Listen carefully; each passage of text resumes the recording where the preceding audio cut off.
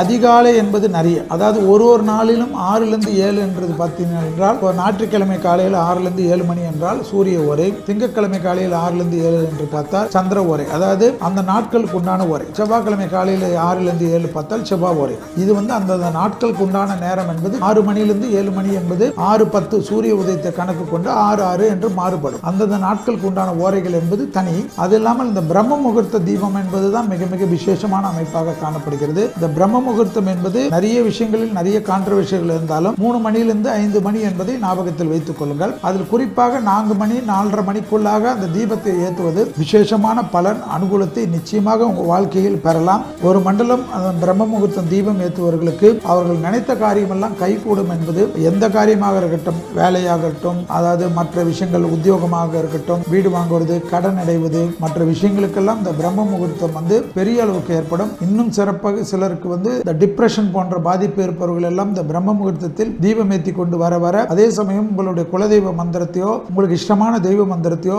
தெரிந்த மந்திரங்கள், அதாவது இந்த ஓசைகள் தெரியாமல் குழப்பாமல் தமிழில் மந்திரம் தெரிந்தால், இல்லை என்றால் பெரிய அளவுக்கு புலமை பெற்றோர்கள் கூறக்கூடிய அந்த மந்திரத்தை கேட்டுவிட்டு அப்படியே முழித்து கொண்டு இருக்கணும் என்ற அவசியம் இல்லை. அந்த பிரம்ம முகூர்த்தத்தில் தீபம் ஏற்றி உங்களுக்கு தூக்கம் வந்தாலும் போய் படுத்துக்கொள்ளலாம். அது நிறைய பேர் ஐயோ இது காலையில் ஏற்றிட்டு நான் முழிச்சு கொண்டு இருக்கணுமே என்றெல்லாம் இந்த வருத்தப்படுவதெல்லாம் தயவுசெய்து விட்டு விடுங்கள். அந்த பிரம்ம முகூர்த்தத்திற்கு நீங்கள் சிரமப்பட்டு எழுந்து குளிக்கணும் என்று கூட அவசியம் கிடையாது என்பதுதான் பிரம்ம முகூர்த்தம். அதாவது நம்மளுடைய அத்தனை தேவர்களும் அத்தனை முன்னோர்களும் பெரியவர்களும் அத்தனை பேருடைய தெய்வங்களுடைய ஆசீர்வாதமெல்லாம் கிடைக்கக்கூடிய நேரம்தான் பிரம்ம முகூர்த்தம். அதனால்தான் நம்மளுடைய ஞானிகள் முன்னோர்கள் எல்லாம் இந்த பிரம்ம முகூர்த்தத்துக்கு அவ்வளோ முக்கியத்துவம் கொடுக்கிறார்கள். கை கால் முகம் கழுவிட்டு தீபம் ஏற்றினாலே போதும், உங்களுக்கு பல விதத்தில் பல கஷ்டங்கள் எல்லாம் நீங்கி அனுகூலத்தையும் சந்தோஷத்தையும் ஏற்படுத்தக்கூடிய அந்த தீபத்தினுடைய அமைப்பில் பிரம்ம முகூர்த்தம் மிக முக்கியம். சார், அதே மாதிரி இப்போ வீட்டில் யாராவது ஒருத்தங்க அன்ஃபார்ச்சுனேட்லி தவறிட்டாங்க அப்படின்னா இந்த தீபம் ஏற்றுற கான்செப்டுங்கிறது எவ்வளவு இம்பார்ட்டண்ட்டாக கடைபிடிக்கணும், அண்ட் என்ன மாதிரி செய்கிறாங்க? அதாவது எல்லாருக்கும் 27 நட்சத்திரங்கள் நம்ம இதில் இருக்குது. அந்த 27 நட்சத்திரங்களில் நிறைய விஷயங்கள் பார்க்கணும். தனிஷ்டா பஞ்சமின்னு நம்ம பஞ்சாங்கத்திலே இருக்கும். எல்லாரும் பஞ்சாங்க வீட்டில் வச்சுருந்தாங்கன்னா அந்த தனிஷ்டா பஞ்சமி இல்லை என்றால் கூகுள்லே தேடினாலே கிடைக்கும்.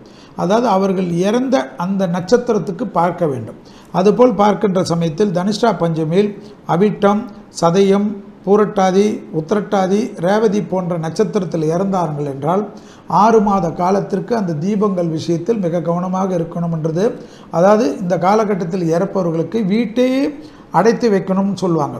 ஆனால் அது கிடையாது. பூஜை புனஸ்காரங்களை சிறிது நிறுத்திட்டு அந்த 6 மாத காலத்தில் நல்லெண்ணெய் தீபம் வீட்டை அடைத்து வைக்கிறதெல்லாம் இந்த காலகட்டத்தில் முடியாது.